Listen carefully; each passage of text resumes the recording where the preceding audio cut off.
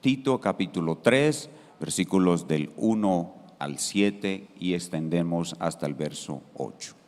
Así dice el Señor: recuérdales que se sujeten a los magistrados y autoridades, que obedezcan, que estén dispuestos para toda buena obra, que a nadie difamen, que no sean contenciosos sino amables, mostrando toda mansedumbre para con todos los hombres, porque también nosotros éramos en otro tiempo insensatos, rebeldes, extraviados, sirviendo a concupiscencias y deleites diversos, viviendo en malicia y en envidia, aborrecibles, aborreciéndonos los unos a los otros.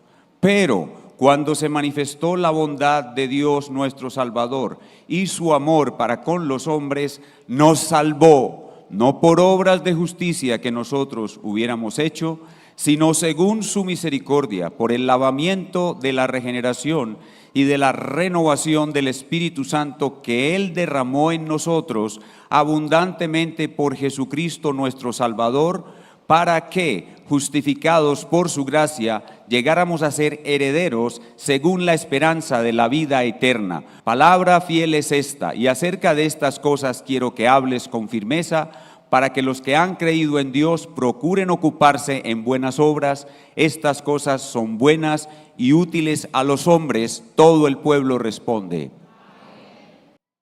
amén.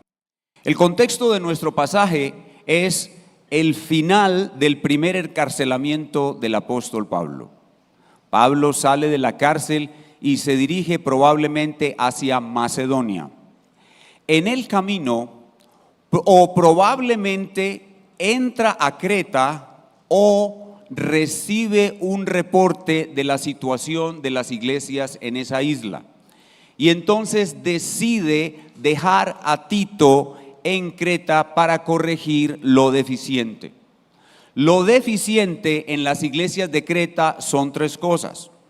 Número uno, no hay un gobierno ordenado por Dios en la iglesia. No hay una pluralidad de varones que gobiernen las iglesias de Creta. Número dos, están siendo atacadas por falsos maestros.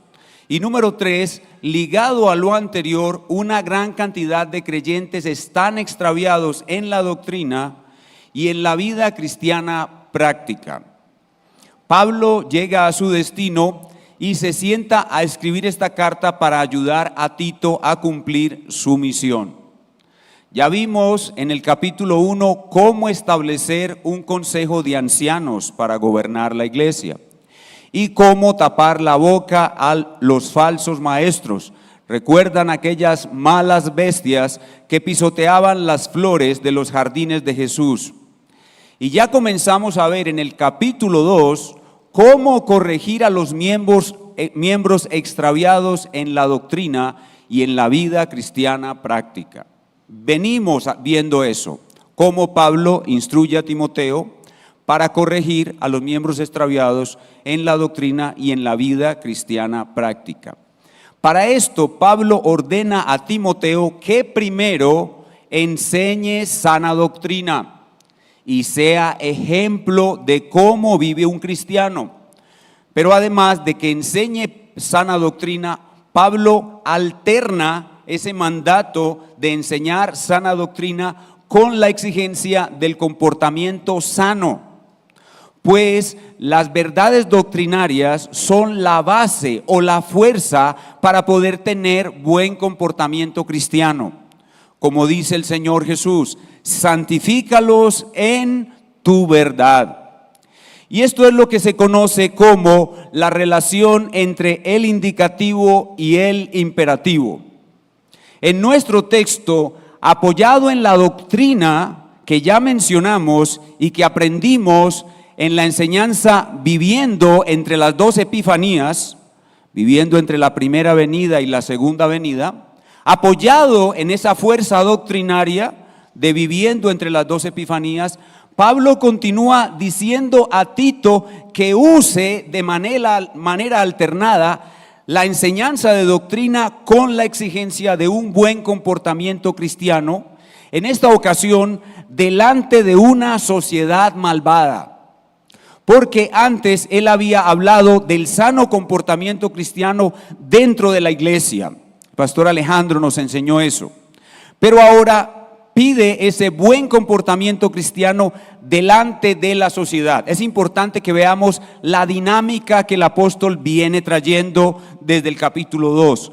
Primero, el indicativo, la doctrina sana, que nos muestra lo que ya somos, lo que ya tenemos, lo que ya podemos hacer. Y luego viene el imperativo, que es nuestro deber, llegar a ser un pueblo celoso de buenas obras. Y así, al llegar a nuestro texto, Pablo avanza en esa dinámica. Primero el indicativo, lo que ya somos, luego el imperativo, lo que debemos hacer. Y ese es el tema de nuestro pasaje. Nuestro pasaje es un texto en el cual el apóstol está corrigiendo u ordenando a Tito que corrija a unas iglesias extraviadas, corrigiéndolas con sana doctrina y exigencia de sano comportamiento cristiano para la gloria de Cristo y la salvación de los perdidos que están viendo cómo nos comportamos delante de ellos. Ese es el tema de nuestro pasaje. Y el título que le hemos colocado a nuestro texto esta mañana es Hermosas flores en los jardines de Jesús. Hermosas flores en los jardines de Jesús. Resulta que las malas bestias que estaban pisoteando las flores no podían pisotearlas hasta marchitar las flores del Señor Jesús. Pues Él está atento a revivirlas y a hermosearlas aún más para que su jardín sea mucho más precioso. Y en nuestro texto tenemos básicamente dos cosas. La hermosura exigida en el comportamiento cristiano, los versos 1 y 2, Pablo exige comportamiento cristiano, pero recuerden que ya dio sana doctrina cuando enseñó viviendo entre las 2 epifanías. Es muy importante que sigamos la dinámica. No es primero la exigencia, es primero la doctrina, pero ya dio la doctrina viviendo entre las 2 epifanías. Entonces ahora continúa exigiendo. Entonces la hermosura exigida en el comportamiento cristiano, versos 1 y 2. Y en segundo lugar, vuelve otra vez al indicativo, la hermosura basada en la sana doctrina cristiana, versos 3 al 7. O sea, vuelve a dar la doctrina. Mejor dicho, en todo el capítulo 2 y 3, la dinámica es doctrina, exigencia, exigencia, doctrina. Y así se mueve a lo largo de todo el pasaje. Es importante que percibamos eso en el contexto del pasaje. Entonces aquí tenemos la hermosura exigida en el comportamiento cristiano, versos 1 y 2, y la hermosura basada en la sana doctrina cristiana, versos 3 al 7. Estamos ubicados en la máquina del tiempo en el siglo I después de Cristo, y este es un pasaje muy cristocéntrico. No solamente el Señor Jesucristo está allí como protagonista en las palabras de Pablo, sino que este pasaje muestra al Señor Jesucristo defendiendo a su iglesia de los hijos de la serpiente, como se nos anunció que sucedería desde Génesis 3:15, los hijos de la serpiente atacando a los hijos de Eva y Cristo defendiendo a su iglesia. Y este es un pasaje que se aplica automáticamente a nosotros, que somos una iglesia que debe tener sana doctrina y sano comportamiento cristiano. Veamos en primer lugar la hermosura exigida en el comportamiento cristiano. Esto es lo que Dios exige. Recuerden, esto lo exige porque ya nos habló de viviendo entre las 2 epifanías. Ya nos mostró la hermosura de la primera epifanía. Nos mostró la hermosura de la segunda epifanía. ¿Se acuerdan? Sí, qué delicia. ¿Se acuerdan? La hermosura ya nos la mostró, ya nos dio base de esa doctrina y ahora puede exigir comportamiento. Porque ya está esa base, ya está. Entonces continúa exigiendo. Como digo, entonces Él está completando esa hermosura que comenzó a describir en los versículos anteriores. Regresemos un poquito al versículo 12, capítulo 2, versículo 12, para que nos conectemos con la dinámica. Dice, enseñándonos que, renunciando a la impiedad y a los deseos mundanos, vivamos en este siglo sobria y justa y piadosamente. Eso es una exigencia, eso es imperativo. Y donde hay un cristiano que renuncia a sus deseos mundanos, allí hay hermosura, una hermosura que agrada a Dios y que es vista por todos los hombres. ¿Y por qué podemos renunciar a nuestros deseos mundanos? Veamos el versículo 14. Quien se dio a sí mismo por nosotros para redimirnos de toda iniquidad y purificar para sí un pueblo propio, celoso de buenas obras. ¿Por qué puedo renunciar a mis deseos mundanos? Porque soy redimido, soy libre, soy ciudadano no del mundo, sino ciudadano celeste. Así que con base en lo que soy, renuncio a mis deseos mundanos, pero también tengo poder para morir al yo y sujetarme a todas las autoridades que Dios ha puesto sobre mi vida. Capítulo 3, verso 1, continúa la exigencia de esa hermosura. Recuérdales que se sujeten a los magistrados y autoridades. La palabra recuérdales es muy importante porque es el olvido de nuestra incredulidad el que nos lleva a cometer pecados contra Dios. Es no recordar los mandamientos de Dios y lo que Dios ha hecho ya por nosotros, lo que nos lleva a caer en pecado. Así que olvidar esto es un gran problema y por eso Pablo dice recuérdales, y esto indica que ellos ya sabían esto. Recuérdales tanto lo uno como lo otro. Y es que el que no ha muerto al yo no se sujeta a las autoridades que Cristo coloca sobre él. Cristo nos llama a morir al yo. Eso es parte fundamental de esa hermosura. No solo renunciar a los deseos mundanos, sino morir al yo, lo cual nos permite sujetarnos a todas las autoridades que Él ha puesto sobre nosotros. Continúa exigiendo hermosura después de la coma. Que obedezcan,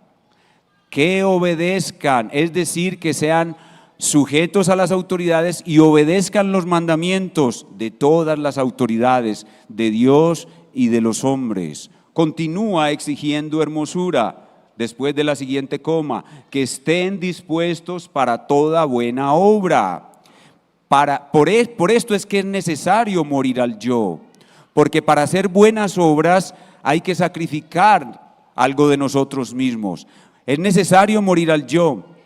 La iglesia de Creta muy probablemente era una iglesia centrada en sí misma, porque esta expresión, que sean celosos, que hagan buenas obras, se repite varias veces en la carta. La iglesia de Creta estaba centrada en sí misma y ella necesitaba morir al yo, necesitaba una poderosa predicación sobre la autonegación en el poder del Espíritu Santo. Continúa exigiendo hermosura. Versículo 2, que a nadie difamen, no hablen mal de nadie, tengan dominio propio al hablar. Continúa exigiendo hermosura, que no sean contenciosos, que no sean pendencieros, que no sean inclinados a reclamar automáticamente sus derechos cuando alguien les hace mal o los ofende o los humilla, sino que sean sufridos. Continúa exigiendo hermosura, dice, sino amables, llenos de amor, personas agradables. El cristiano maduro, el cristiano que muestra la hermosura de Cristo, es una persona muy amable, que siempre da buen trato a todos los hombres, buen trato verbal, buen trato físico, nunca un maltrato verbal, nunca un maltrato físico a ninguna clase de ser humano. Dice, sigue exigiendo hermosura, mostrando toda mansedumbre para con todos los hombres. Noten que esto se refiere al contexto de la sociedad pagana donde ellos vivían. El hombre de Cristo maduro, el que posee esta hermosura, es una persona mansa, que nunca tiene palabras violentas para nadie, nunca tiene ira, nunca está en malos tratos, siempre es pacífico y está totalmente sometido a la voluntad de Dios, cualquiera que ella sea. Aquí tenemos 7 virtudes del carácter cristiano. 7 virtudes del carácter cristiano que representan la hermosura que Dios quiere ver en nosotros y que Dios quiere que los incrédulos vean en nosotros. 7 virtudes exigidas. ¿Y por qué podemos lograr esta hermosura? Podemos lograr esta hermosura porque hemos sido transformados por Dios. Y ahora Él nos recuerda lo que éramos.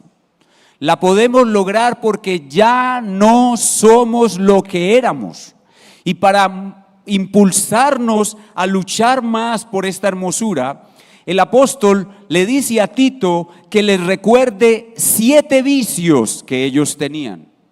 7 virtudes, recuerden ustedes, ahora son eso y ya no son lo que eran. Les voy a recordar estos 7 vicios que ustedes tenían y cómo Dios los transformó por medio de la cruz.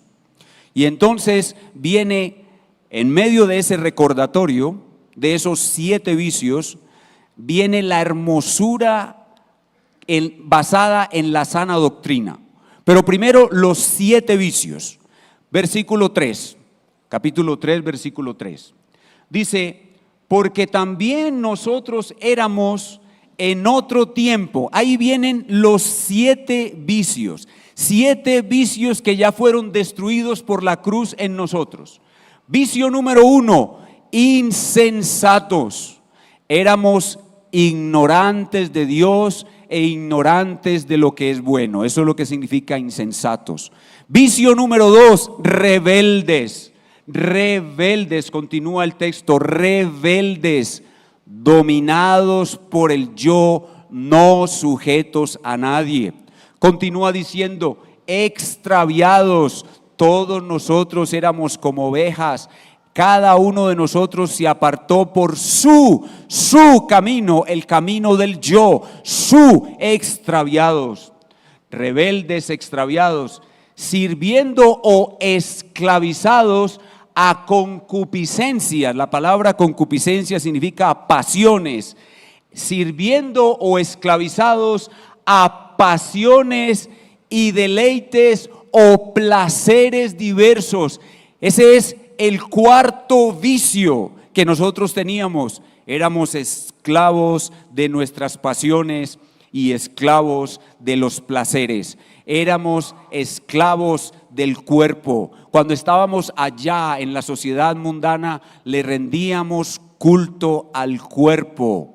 La palabra de Dios dice que los hombres, los hijos de la serpiente, su porción la tienen en esta vida y su Dios es el vientre. Así que todo lo que tiene que ver con disfrutar de esta vida y todo lo que estaba ligado al cuerpo, nosotros éramos esclavos de esas cosas ligadas al cuerpo. Comamos y bebamos porque mañana moriremos. Hagámonos tatuajes y rindámosle culto al cuerpo. Eso éramos nosotros. Eso éramos esclavos de placeres, esclavos de pasiones, pero ya no somos eso. Y por eso es que podemos alcanzar esa hermosura que se nos está exigiendo, porque ya no somos. Estos vicios han sido destruidos.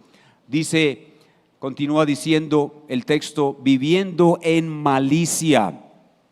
Nosotros éramos maliciosos, es decir, hacedores de toda clase de maldad. Como vemos allá afuera en la sociedad pagana, hombres violentos, inmorales e idólatras, homosexuales, bisexuales, transexuales, adictos a toda clase de drogas, fornicarios, abortadores de niños, feministas, humanistas, progresistas, toda clase de maldades. Eso éramos nosotros. Pero ya no somos eso y por eso podemos alcanzar esta hermosura. Continúa diciendo, y en envidia y en envidia. Éramos envidiosos, codiciando las cosas de este mundo que otros tienen. Séptimo vicio, aborrecibles y aborrecedores. Dice, aborrecibles, aborreciéndonos los unos a los otros. Éramos aborrecibles ante Dios, éramos aborrecibles ante los hombres y los hombres eran aborrecibles delante de nosotros, como en los días de Noé, como en Sodoma, como en la torre de Babel. Igual es hoy. Esto es lo que domina a la sociedad sin Cristo. Estos son los 7 vicios que nosotros teníamos y que la cruz nos quitó, y ahora somos lo contrario. Ahora somos sabios, obedientes, andando por el buen camino, libres de los placeres del cuerpo. Usamos los placeres del cuerpo lícitos con moderación. No somos esclavos de ninguno de ellos, viviendo en buenas obras, contentos con lo que tenemos y amados por Dios y amados por su pueblo, aunque aún somos aborrecidos por los hombres que no tienen a Cristo por causa de Él, lo cual es un privilegio para nosotros. Entonces, esto era lo que nosotros teníamos, 7 vicios. Hay 7 virtudes que se nos están exigiendo y las podemos tener porque estos 7 vicios ya han sido destruidos en nosotros. ¿Gracias a qué? Gracias a 7 fundamentos que el apóstol presenta desde el versículo 4. 7 virtudes que podemos tener porque hemos sido librados de 7 vicios y que podemos llegar a tener porque tenemos los fundamentos, 7 fundamentos que nos dan el poder para seguir mortificando esos vicios y seguir mostrando la hermosura de esas 7 virtudes. Entonces ahora sí, vuelve el apóstol a la doctrina. Vuelve a la doctrina. Recuerden, la hermosura que es exigida debe estar basada en la hermosura de la doctrina. Entonces se exige por medio de la doctrina, se exige la virtud y se enseña doctrina. El apóstol entonces regresa a la doctrina y nos menciona estos 7 fundamentos. 7 fundamentos de la doctrina sana que nos dan la fuerza para alcanzar las 7 virtudes y seguir mortificando los 7 vicios desde el verso 4. Veamos el verso 4.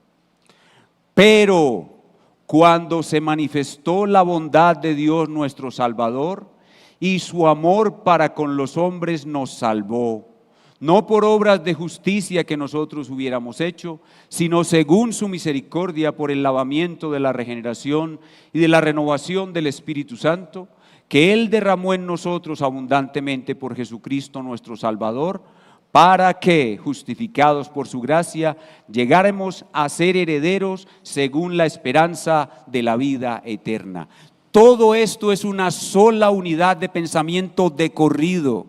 Casi que es imposible dividirla y su contenido es tan profundo y precioso que contiene las esencias, las verdades fundamentales de nuestra salvación.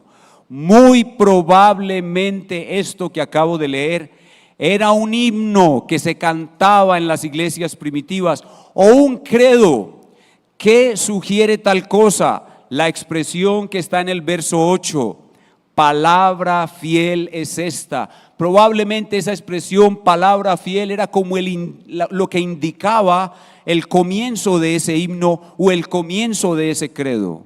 Pero todo esto que acabo de leer es el Evangelio de Dios en una cápsula comprimida que nos muestra esas gloriosas verdades que son el fundamento y la fuerza para vencer esos vicios y alcanzar esas virtudes. Y este gran fundamento comienza con los atributos de Dios y con Cristo. Y comienza hablándonos de la bondad, de el amor, la gracia y la Trinidad. La gracia en el versículo 7, la bondad en el versículo 4, pero cuando se manifestó la bondad de Dios y su amor para con los hombres, y estos atributos de Dios que están aquí, su bondad, su amor, su gracia y su Trinidad. El pasaje es un pasaje esencialmente trinitario. Todos esos atributos están ahí compactados para mostrar que Dios es Salvador. Salvador, ¿por qué? Porque se nos está exigiendo virtud, y solamente se puede tener virtud si Dios es Salvador en nosotros. Se nos está exigiendo morir a vicios, y solamente se puede morir a vicios si Dios es Salvador en nosotros. Y por eso dice: pero cuando se manifestó la bondad de Dios nuestro Salvador. De nada me sirve que Dios sea Salvador si Dios no es mi Salvador. Y es porque Él es mi Salvador que yo puedo tener 7 virtudes y destruir 7 vicios. Así que el fundamento de esta gran doctrina es que Dios es Salvador. Y Dios, para mostrarse Salvador, creó el drama de la redención, el drama de la liberación, el drama de la salvación. Una primera redención que habla de una segunda redención. Dios crea su drama, y en ese drama Él incluye el mal. En ese drama Él destruye el mal, y en ese drama Él separa el bien y el mal. Dios en ese drama incluye el mal, Dios en ese drama destruye el mal, y Dios en ese drama separa el bien y el mal. Él incluye el mal en su plan. En el principio creó Dios los cielos y la tierra estaba desordenada y vacía, y las tinieblas se movían sobre la faz del abismo. Dios incluye el mal, y el Espíritu de Dios se movía sobre la faz de las aguas. Dios va a destruir el mal, y dijo Dios: sea la luz. Dios destruye el mal. La luz es Cristo. La cruz destruye el mal. Pero al final del primer día, dice, Dios separó la luz y las tinieblas. Dios separa el bien y el mal. La cruz destruye el mal, pero la segunda venida de Cristo separa el bien y el mal. Otra vez estamos viviendo entre las dos epifanías. Dios, por medio de la cruz, destruye el mal para mostrarse Salvador. Y después, en la segunda venida, separa el bien y el mal para mostrarse Salvador. ¿Y a quién salvó? A nosotros. Y por eso es que podemos vivir en 7 virtudes y mortificar 7 vicios y más. Esa es la base. Continúe leyendo en el verso 5. Ese Dios nuestro Salvador, dice el verso 5, nos salvó. Y este es el corazón de este himno, o el corazón de este credo. Él nos salvó. ¿Quién? Dios, el Salvador. ¿A quién? A nosotros, a usted y a mí. Él nos salvó. La razón por la cual podemos mostrar la hermosura exigida, las 7 virtudes, es porque Él nos salvó. La razón por la cual podemos destruir 7 vicios es porque Él, el Salvador, nos salvó. Recuerden, el indicativo debe ir primero. Él nos salvó. Y ahora hace una aclaración. No por obras, sigo leyendo el verso 5, no por obras de justicia que nosotros hubiéramos hecho. Él nos salvó, no nosotros a nosotros mismos. Nosotros no contribuimos en nada a nuestra salvación. Él nos salvó. Aquí hay una disputa entre la gloria de Dios y la gloria del hombre. El Dios Salvador no comparte su gloria con el hombre. Aquí hay una disputa entre la fuerza de Dios y la fuerza del hombre. La fuerza que nos salvó es la de Dios, no la del hombre, no la nuestra. Es por gracia, para que sea para su gloria. Por eso decimos con la Reforma Protestante: sola gracia, sola fe, solo Cristo, solo a Dios la gloria. Esto es lo que tenemos que recordar siempre para que podamos vencer vicios y desarrollar virtudes, que no es en nuestra fuerza, no es en nuestra fuerza que fuimos salvados, ni es en nuestra fuerza que somos hermoseados. La fuerza para pisotear cualquier vicio viene de Él. La fuerza para desarrollar cualquier virtud viene de Él. Por eso es que debemos guardar un día de reposo, porque en este día de reposo nuestra fuerza es anulada para recibir la fuerza de Dios. Salmo 92. Aumentarás mi fuerza como la del búfalo. El Salmo 92 es un salmo para el día de reposo. No es mi fuerza sino su fuerza. No es mi fuerza sino su fuerza. No es mi mente sino su mente. No es mi gloria sino su gloria. Es recordando eso que yo puedo obedecer y tener estas virtudes. Y por eso Pablo añade allí: no por obras que nosotros hubiéramos hecho. Él nos salvó no por obras que nosotros hubiéramos hecho, sino según su misericordia. Su misericordia es el favor que le hace a criaturas miserables. Criaturas miserables que no pueden salvarse ellas mismas. Criaturas miserables que solo pueden recibir misericordia. Por su misericordia, Él nos salvó, por su misericordia, y nos salvó de una manera especial. Nos salvó de una manera especial. Lo primero que vemos en este pasaje es ¿quién? Dios. ¿A quiénes? A nosotros. ¿Qué? Nos salvó. Y ahora, ¿cómo?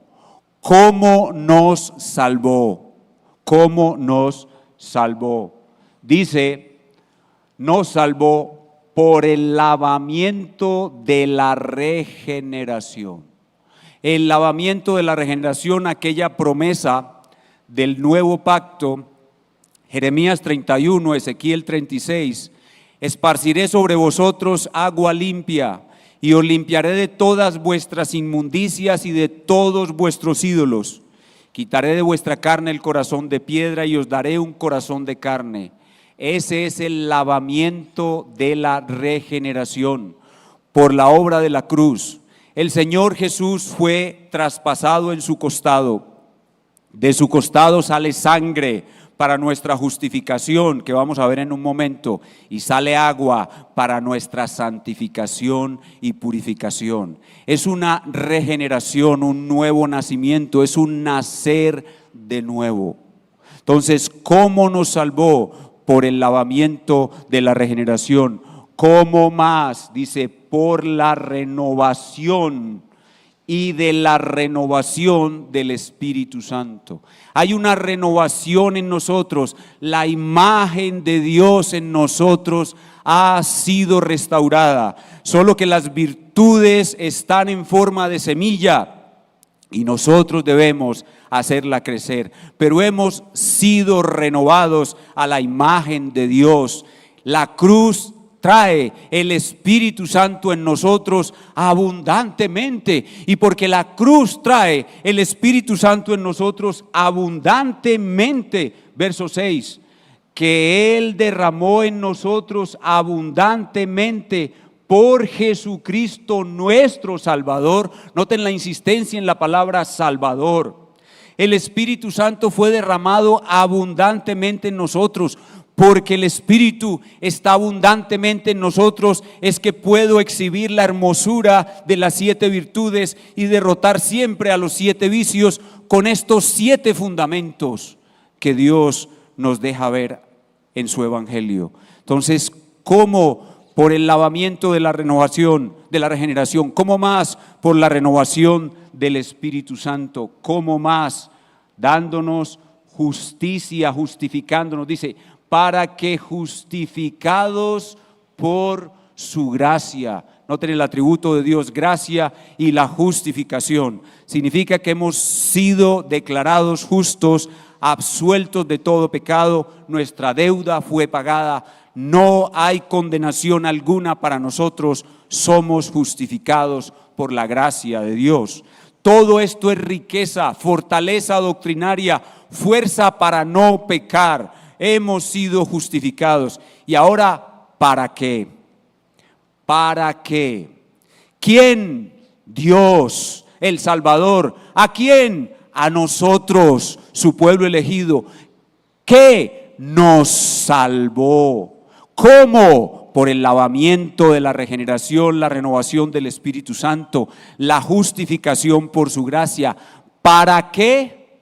Para que seamos herederos y tengamos en nosotros la esperanza infalible de la vida eterna. Sigamos leyendo. Por su gracia, ¿para qué? ¿Para qué? Justificados por su gracia, para ser justificados por su gracia y llegáramos a ser herederos. ¿Herederos de qué? Herederos de su reino, cielo nuevo y tierra nueva en los que mora la justicia. Cada uno de nosotros es heredero del reino de Dios. Bienaventurados los mansos, porque ellos heredarán la tierra. Fuimos salvados por ese Dios Salvador, por medio de su Hijo Cristo en la cruz. Derrama su Espíritu Santo en nosotros, nos justifica y nos llama para ser herederos. Somos herederos, ya lo somos. La herencia es segura. Basta que este mundo pase y venga el mundo venidero para que nosotros seamos dueños de cielo nuevo y tierra nueva. Con base en eso es que podemos dejar los vicios y podemos desarrollar las virtudes. No solamente somos herederos, sino que tenemos una esperanza que no falla, la esperanza de la vida eterna, la esperanza infalible de la vida eterna. Y el apóstol Pablo ya había hablado de esta maravillosa esperanza en el versículo 2, vayan conmigo, del capítulo 1, versículo 2, vayamos allá por favor. Pablo está hablando de su llamamiento como apóstol y de su misión. Leamos desde el verso 1. Pablo, siervo de Dios, esclavo de Dios y apóstol enviado de Jesucristo, según la fe de los escogidos de Dios. Pablo va a predicar para que los escogidos crean y el conocimiento de la verdad que es según la piedad. Pablo va a enseñar la doctrina para que ellos tengan piedad. Dice el verso 2, en la esperanza de la vida eterna, la cual Dios, que no miente, prometió antes de los tiempos de los siglos. Noten allí de nuevo la esperanza de la vida eterna. Esta esperanza dice que Dios, que no miente, prometió.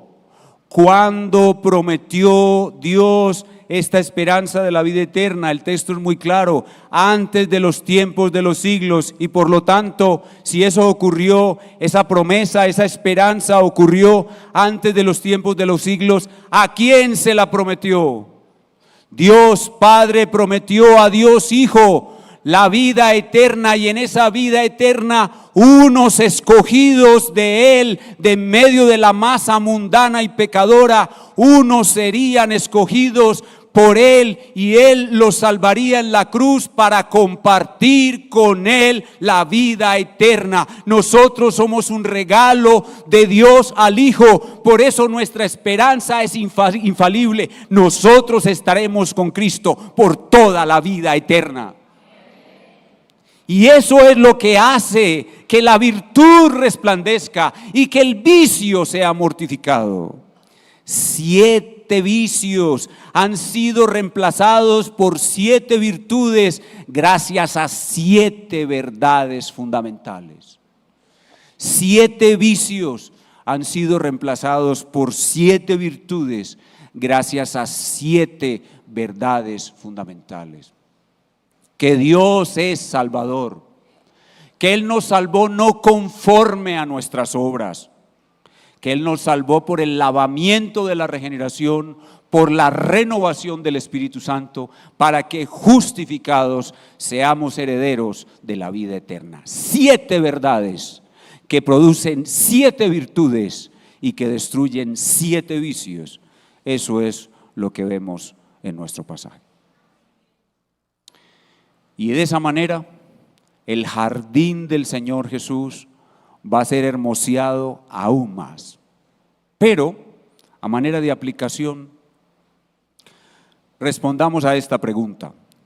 Los cristianos de Creta, con escuchar a Tito predicar sobre estas cosas y ver su buen ejemplo, ya comenzarían al otro día a mostrar la hermosura del comportamiento cristiano con base en la sana doctrina cristiana. Al otro día ya tendrían todas las virtudes desarrolladas y todos los vicios pisoteados. La respuesta es no, o por lo menos no del todo. Al otro día probablemente mostrarían virtud y vencerían los vicios, pero entrarían de ahí en adelante en una lucha hasta alcanzar la madurez, y esa lucha terminaría solo con la muerte. Y es importante que nosotros, que también somos jardín del Señor, entendamos estas cosas, que hay 7 virtudes en nosotros, que hay 7 vicios aún en nosotros que debemos mortificar, y que hay 7 fundamentos que debemos siempre invocar para poder vencer nuestros vicios y desarrollar nuestras virtudes. Lo que sucedería con la iglesia en Creta es que cuando los cretenses escuchan a Tito predicar, la palabra de Dios produce una iluminación en el corazón de ellos, igual que en nosotros está sucediendo en este momento. Y esa iluminación es Dios hablando a su corazón. Dios no le habla hoy de viva voz, ni tiene profetas, ni envía revelaciones directas a su mente, ni se le aparece en una teofanía, en una aparición. Dios no le habla así. Dios le habla cuando la palabra de Dios es expuesta con fidelidad y el Espíritu Santo lo ilumina a usted en ese momento. Y usted entiende esa verdad de una manera especial, una manera profunda y espiritual. Y usted se convence que esa palabra es para usted, que ahí hay un vicio que usted tiene y que ahí hay una virtud que usted no ha desarrollado y que usted ha descuidado la meditación en los 7 fundamentos. Esa palabra es para usted y usted sabe que Dios le está hablando. Algunos le preguntan al amigo: vos le contaste al pastor lo que yo te conté, porque está hablando de mí. No es el pastor que sabe su problema, hermano, yo no sé su problema, es el Espíritu de Dios obrando en usted. Esa iluminación lo debe llevar a usted a tomar grandes resoluciones del corazón. Y usted sale para su casa con esas grandes resoluciones en el corazón, pero en el transcurso de la semana usted las olvida.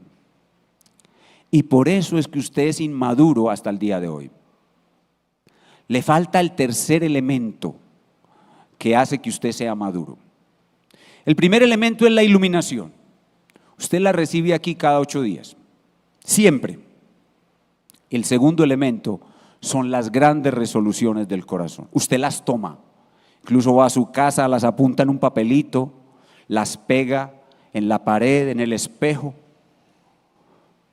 Pero lo que sucede al pasar la semana es que usted se olvida completamente de eso. Los afanes de este mundo lo invaden. Los problemas que tiene en su casa, en su trabajo, sus problemas de salud, hacen que usted se olvide de lo que es verdaderamente importante, sus grandes resoluciones del corazón. Y pasando el tiempo, usted no sufre ninguna transformación, no avanza a la madurez. Le falta el tercer elemento, que es la perseverancia. La perseverancia, que es una de las virtudes en las que usted debe crecer. La perseverancia. Le falta la perseverancia. Lucas 21:19 dice: con vuestra perseverancia o paciencia ganaréis vuestras almas. El alma no crece en virtud si no hay paciencia, si no hay perseverancia, no hay ninguna otra de las virtudes. Y esa es la razón por la cual usted, mi hermano querido, es tan niño en Cristo. Por eso es que es tan inconstante. Viene a la iglesia cuando quiere, ofrenda cuando quiere.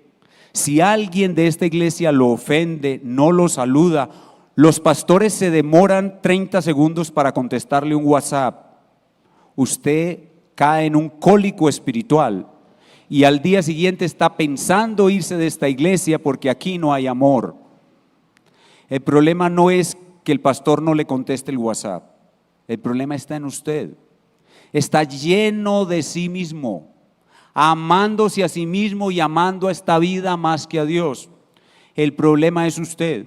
¿Y por qué usted no ha podido ni renunciar a los deseos mundanos ni morir al yo? Porque se le olvida. ¿Cómo comienza nuestro pasaje? 3:1, la primera palabra. Recuérdales. Esa es la palabra clave. Recuérdales. Usted tiene que recordar todo este proceso y vivirlo cada día. Vaya conmigo a Santiago capítulo 1.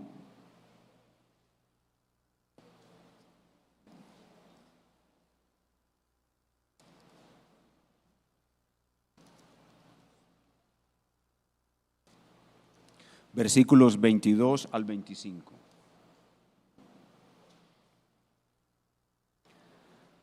Así dice el Señor: mas sed hacedores de la palabra, no tan solo oidores, engañándoos a vosotros mismos. Cuando usted es solo un oidor, usted se roba a sí mismo la madurez, engañándoos a vosotros mismos. Porque si alguno es oidor de la palabra y no hacedor, este es semejante a un hombre que considera en un espejo su rostro natural. Esto es usted siendo iluminado y tomando grandes resoluciones del corazón. Porque él se considera a sí mismo y se va. Se fue de aquí iluminado, se fue de aquí con grandes resoluciones del corazón y se va. Pero ¿qué pasa luego? Y luego se olvida cómo era. Mas el que mira atentamente, sin olvidar, la perfecta ley, la de la libertad, y, palabra clave, persevera en ella, no siendo oidor olvidadizo, otra vez la mala memoria, sino hacedor de la obra, este será bienaventurado, lleno de virtudes, victorioso sobre los vicios, será bienaventurado en todo lo que hace. Esta es la forma como usted crece hacia la madurez, conociendo sus vicios, conociendo sus virtudes y conociendo los fundamentos, escuchando la hermosura que Dios exige en el comportamiento y la hermosura de la doctrina que le da la fuerza a ese comportamiento, y permaneciendo en las grandes resoluciones de su corazón por el resto de su vida y hasta su muerte. De esa manera seremos cristianos con una buena carrera, con un buen final, y no se dirá de nosotros que caímos en inmoralidad o en pecado escandaloso. Que Dios nos conceda vivir de esta manera. Y si alguno aquí está sin Cristo, el pasaje que hemos leído te describe, querido amigo. Este pasaje dice que tú eres aborrecible, aborrecible delante de Dios, aborrecible delante de otros seres humanos que te conocen y que saben de tus vicios. Los que conocen tus vicios te aborrecen. Dios te aborrece. Y no hay sino una manera de pasar de ser aborrecible a ser amado y deseado por Dios: la cruz de Cristo. Ven a la cruz de Cristo arrepentido de tus vicios, suplicando la misericordia del Dios Salvador, y Él, que es Salvador, te salvará por su gracia y te dará una nueva vida. Te dará el lavamiento de la regeneración y la renovación en el Espíritu Santo. Ven a Cristo, mi amigo. No lo dejes para mañana. Hoy sea día de salvación para ti, porque mañana será día de tu condenación. Inclinemos nuestro rostro y oremos al Señor. Señor, te damos gracias por esta forma como tú has decidido hablarnos en estos postreros días. Por medio de la predicación pública de la palabra de Dios, tu Espíritu Santo ilumina a tu pueblo, lo lleva a tomar grandes resoluciones del corazón y le exige a tu pueblo perseverancia. Permite que este pueblo tuyo, esta iglesia, la Iglesia Bautista Reformada, la gracia de Dios, en todas sus sedes, sea una iglesia que persevera hasta alcanzar el desarrollo máximo de las 7 virtudes, pisotear permanentemente los 7 vicios y atesorar con amor y deleite los 7 fundamentos de nuestra salvación. Y si alguno hay aquí que no te conoce, ten misericordia de esta criatura aborrecible, concédele el arrepentimiento y la fe en la cruz y una salvación perfecta para gloria tuya. Te lo pedimos en nombre de Cristo. Amén.